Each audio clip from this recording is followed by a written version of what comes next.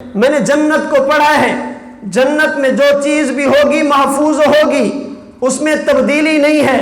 میں نے وجود نبوت کو دیکھا، ان اللہ حرم علی الارض ان تاکل اجساد الانبیاء، نبی کا جسم بھی محفوظ ہے، اس میں بھی کسی قسم کی تبدیلی نہیں ہے۔ میں نے موت کو دیکھا ہے، جنت میں موت نہیں ہے، دنیا میں موت آئی ہے، امتی پر بھی آئی ہے، نبوت پر بھی وفات آئی ہے، لیکن دونوں میں فرق یہ ہے، دونوں میں فرق یہ ہے، دونوں میں فرق یہ ہے، امتی پہ موت آ جائے، جسم پر بھی موت ہے، دل پر بھی موت ہے۔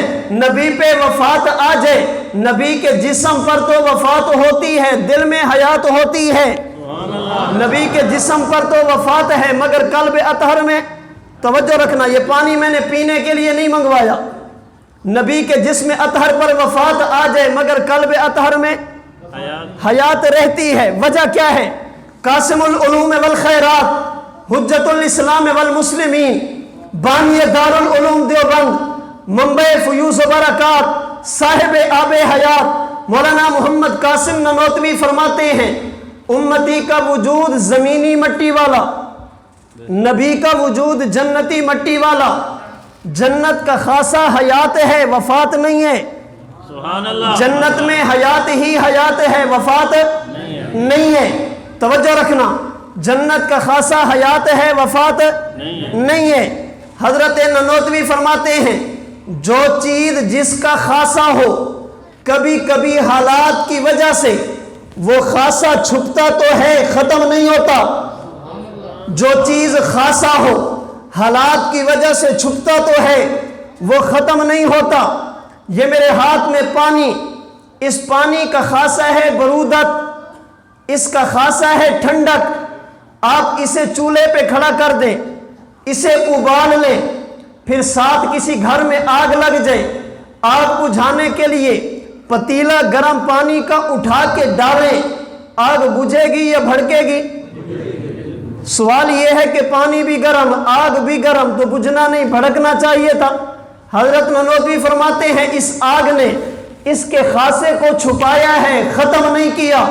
اندر خاصہ موجود تھا، اندر خاصہ موجود تھا، اس نے اپنا اثر دکھایا۔ آپ نے پٹرول لیا، پٹرول لے کر فریج میں رکھ دیا، ساتھ کسی کے گھر میں آگ لگی، وہ کہتے ہیں جی آگ، آپ پٹرول کی بوتل اٹھا کر آگ پہ ڈالیں، ٹھنڈے پٹرول کی، یہ آگ بھڑکے گی یا بجھے گی؟ سوال یہ ہے کہ بجھی کیوں نہیں؟ اسے تو بجھ جانا چاہیے، آگ گرم ہے، پٹرول ٹھنڈا ہے، اسے بجھنا چاہیے۔ مولانا نانوتوی فرماتے ہیں نانا، پٹرول کا خاصہ حرارت اور گرمی ہے، فریج نے اسے ختم نہیں کیا، چھپا لیا ہے۔ جو چیز جس کا خاصہ ہو، حالات کی وجہ سے چھپتا ہے، حالات کی وجہ سے ختم نہیں ہوتا۔ نبی کا وجود جنتی مٹی والا، موت نے آ کر نبی کی حیات کو چھپایا ہے، اس حیات کو ختم نہیں فرمایا۔ امتی پہ موت آ جائے، امتی کی موت الگ ہے، پیغمبر پہ وفات آ جائے، نبی کی وفات الگ ہے، امتی کی موت الگ ہے، نبی کا انتقال الگ ہے، امتی کی موت الگ ہے، نبی کا وصال الگ ہے۔ امتی پہ موت آ جائے، ظاہر پر بھی موت ہے، دل پر بھی موت ہے، نبی پر وفات آ جائے، ظاہر پر تو وفات ہے، قلب اطہر میں تو حیات ہے۔ یہی وجہ ہے امتی دنیا سے چلا جائے، بیوی نکاح سے نکل جاتی ہے، اللہ کے رسول دنیا سے تشریف لے گئے، کوئی بیوی نکاح سے نہیں نکلی۔ امتی دنیا سے چلا جائے، بیوی عدت گزارتی ہے، اللہ کے رسول دنیا سے تشریف لے گئے، نبی کی کسی بیوی پر کوئی عدت نہیں ہے۔ محدثین علماء بیٹھے ہیں، ان سے تصدیقات کروانا۔